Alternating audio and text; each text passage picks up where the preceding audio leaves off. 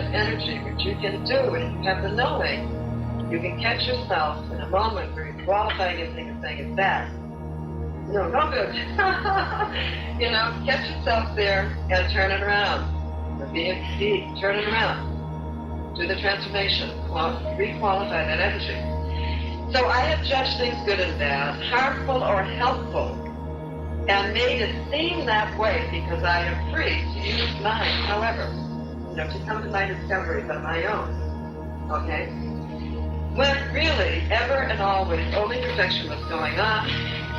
So what shall be our new school of consciousness, ultimately, to replace forgiveness? Now, it can only happen when you're really ready. You can't jump to this place then all the stuff we're talking about. But we will universally recognize this great truth. In the collective consciousness, there is only perfection going on. So our new understanding, our new perceptions shall be divine, and they shall say, I understand that all is perfect. I will have I will be immersed in the awareness of only perfection, and I will be vibrating that energy out into we'll be doing this collectively recognizing the perfection. So what am I doing now? Instantly, if I'm seeing only perfection, I'm attuned to that vibration, right? So what do I do? What I do is I find points of agreement. How can I lead myself to this? Consciousness, receiving only good, only one. When I'm in a situation where I find myself in the dual mind, the residue of that, I can consciously find a point of agreement. And thereby something, what a great tie you have on, or whatever it might be. Train my mind to look for a point of agreement. Look within for points of identification and alignment. Because when you align with anyone, anything, you're aligning yourself instantly with the entire cosmos. You're just like having a chiropractic adjustment. You have, you've moved right into the right vibration. Okay? So you say, I understand you, who previously in the age of duality, in my age of duality, I thought was mine enemy, is in truth, I see now, a perfect child of God. There you are, unfolding. Let's say, okay, let me give you another example. In the case of, I'm sure we've all had our experiences in relationships. So let's say this time when you're in love with someone and that person has, left you. Lover leaves you. All right. What's the first thing that in the past we have learned to do? We have been trained to put in the feeling of hurt. It's time to put in the feeling of hurt. Why? Because we have that people and things could act against us. Because we have believed in two things. Therefore, why are they leaving? Because they don't love me. Or they're hurting me. Because we've been trained that people are, that we live in a universe of opposition. All right? So when we have felt that hurt, then we have created the necessity to have to forgive it somewhere down the line. We have to forgive ourselves and forgive the person. So through the erroneous judgments in the first place, we created a thing that we then later on down the line, as we get more spiritual, come to realize we have to forgive to be free. But supposing we correct the concepts before that because our perceptions are corrected, then we move out of that necessity, out of that involvement, which takes many of us many lifetimes are involved in this. I'm going to come back one more time, perhaps, I'm going to get that person this time. You still haven't released them or whatever. Right? We've been working on ourselves a long time. Collectively, meditation, therapies, the self-examination. We have been developing our high self, our observant self that is capable of looking into things and changing them. So the high self knows, the wisdom knows, of course, if that person is going, it must be to their good. And if they're going to their good, I'm going to my good. So it's no longer the love relieves me, like you said. It's that we have loved each other and that was perfect. But now, for my advancement, I must go on to, further loves or whatever it is in my evolution. And this person I bless and free to go on to theirs, knowing their good is mine. If I'm holding back on someone else's good by blaming them or denying them the truth of their being, by saying, you've got to stay with me. I'm not moving and you're not moving. Well, we know that can't work. Okay? So what you're saying, that's a clear mind. So love becomes another thing. It's not the thing of attachment and holding on. It is a thing of appreciation and recognition of the validity of another being and a valuing of them for as long as they're with us. Chances are, just one more thing, if you're in that consciousness of valuing another person in that way and retaining regard for their freedom, they will never leave you. It's only they leave because you're restricting them and holding on. We are divine beings having a human experience. Now, human, that's been our excuse to not release people, not be good with them, not think right, not behave right. Well, I'm only human. Okay. It is not in our natural divinity to do the things that we do. Okay? We are conditioned through our belief system, and there's some other things I'll get into, but we're conditioned, in many, many, many deep ways. For instance, one person goes, I'll be alone all my life. That's what we learn. So how on earth, in heaven, can we free someone to go to their good if we have this fear? So the conditioning is very deep, and to cover over that, people will say, well, you're only human, that's natural. But it isn't. It is not natural to your divine self. And you will see, any of you, I know you've all done self-improvement work, right?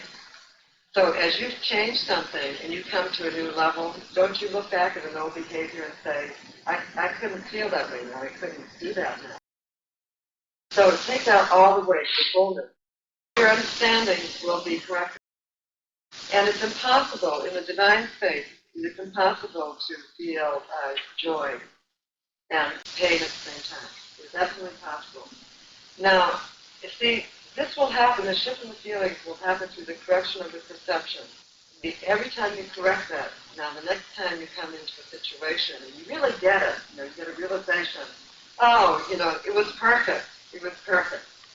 Now, very often we get these realizations in hindsight, which helps us somewhat, but it also is kind of a slow way to go. We want to get it immediately. Okay? There is a shift which is permanent. And you can no longer, that feeling is no longer indigenous to you because you have changed the belief pattern beneath it. So what I'm saying is, we can't rise into perfection and wholeness, before we're really there, and we have to keep doing the cleanup work. But the masters say that at this time period, we've been spending half a century cleaning up, longer than that we are now pretty much ready, where if we want to, we can just let go that old way of behaving and move right into the new. So we don't have to take another century to look into our feelings and discover we have enough keys to understand what we're doing. See if we do it. Very good. Okay, there is a process. Instant first is cognition. Oh, I'm off. Once you're sensitized, we're able to listen to ourselves. And we know, like a musical instrument, we know when we've gone out key. We don't feel right. We feel discomfort in the body, the feeling, maybe we feel a little depressed. Something's got in there. So remember, before this, we weren't noticing. We were believing that was the way it is, right? And living in it. Now it happens and we know we're off. So then the first question is, stop yourself in the midst of whatever. You can still be in a meeting, you can be anywhere. You don't have to do a big, heavy ritual. Stop yourself, get centered, and say, what's going on? Ask yourself, what's happening? Yeah, centering eventually will become instant. It won't take you long rituals. This is just going to build up for us, to familiarize ourselves. Centering should be instant. And I like to say this, when you're in this work, you go to the mind of knowing the truth first. In other words, how do I address the situation? How do I be like artful, spiritually artful in my consciousness? Okay, I get in, something happens with the boss. I'm feeling peaceful, then something happens and boom, the feelings start happening. So I say, I harmonize myself instantly. I get quiet. Instead of going off into my reactivity and my judgment and behavior, I get quiet. Okay, that's the first act of centering. It takes 1 instant to do this. You just get centered.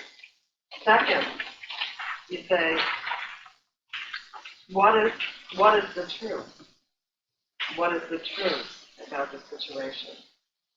And if you will take the time, then you might see that the boss is behaving like that because he just came from some very difficult situation. So first, center. Immediately get quiet, harmonize. Just take a breath. You just take a breath, get still, say, what's the truth about the situation? And then ask yourself, what do I want to create here? What do I want to create here? Because you have, all of creative energy is available to you, and every time you think and speak, you're creating morals, right? What do I want to create here? And so, and if you need something, if you see that there's upset or you want harmony, ask for the cue how to harmonize. Say, God, help me harmonize. And you'll instantly get this is all inner, and it's all instant. Center, what is the truth about this situation? Okay, what I want to create here. And also, if you're looking for a solution, I go shorthand. I go right to God. I no longer do. It's very important to do the training to change your mind, but to correct your mind. But right now, generally, when I treat it, God, I need this. Because I feel already aligned in one. So I can just make my statement. So solution, get quiet, you're in a meeting, there are people having, problems coming to, let's say, an agreement. So you be the one to sit back, get quiet, and say, right solution. And it will start to rise, and everybody will feel that your peace in the midst of it. See, remember, we are being caused. Okay, this is how you're being. Causal being. Not effect being, not pushed around, bandied around in the thick of it, but causal, responsible being. But God is not afar off. The infinite one is not off there located in some statue somewhere or a person. It is at hand energy. He's you.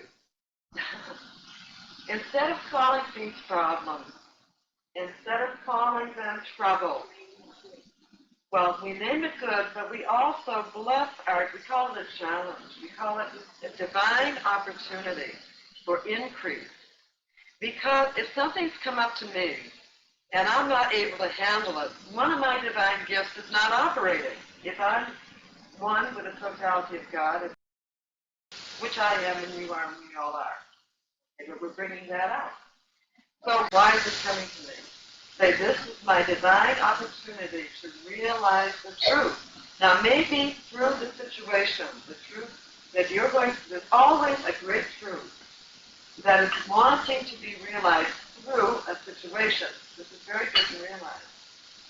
So perhaps the great thing that you're going to find out is that I can express whatever career I choose independently of person, place, or thing. I never need to be bound in a job I don't want to be in. Okay? That would be the ultimate thing for you to realize. Because part of the collective mind that says, you are your work, that's where your livelihood comes from, and you love it, fine. But, when the call for creation comes, it doesn't have to come because we don't like something. It comes because we're creative, expanding beings. We're never meant to be stuck anywhere. We're meant to complete a thing and then move on into greater distance. But in order to make changes, Now, confronting the challenge, right, to face all of that collective mind that would inhibit, that have inhibited many. Well, what am I going to do for a living? I'm dependent on persons, but I need this, but I need that. All this stuff keeps us bound in one place. I'm just saying that, looking how the collective mind. Okay, well, what happened to your faith? I thought you knew that your one source was the infinite, that it worked through persons, places, and things, but it was not stuck in any person, place, and thing. I thought that you knew that you have direct relationship with the source, and that you may say to the source, I needed this, and we can know that we are provided in spontaneous, harmonious ways. What happened? We got stuck down in thinking it comes from persons, places, things, attachments, jobs, everything. And we've totally shut off the awareness of where it came from in the first place. And we have limited ourselves and boxed ourselves in that thought pattern. Okay? So, where we say, I got to be patient. Where's my new job? Let's say, where's my new job?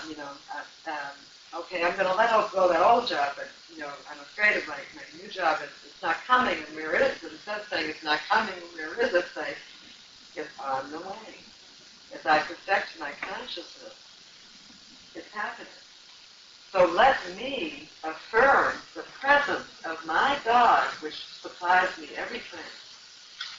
And as I perfect my knowing, I shall experience that job. It's happening. It's happening. So who needs the work? This is the period, right? This is to build your knowing so powerfully that you know that you know, and when you know that all good is yours and no one can hold that from you, and God supplies you instantly, that job comes trucking right along. I'm a great believer in commitment. And saying to myself, okay, this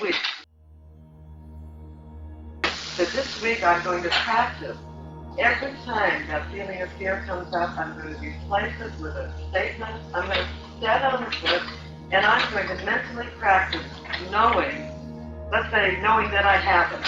And everything in me feels that I don't.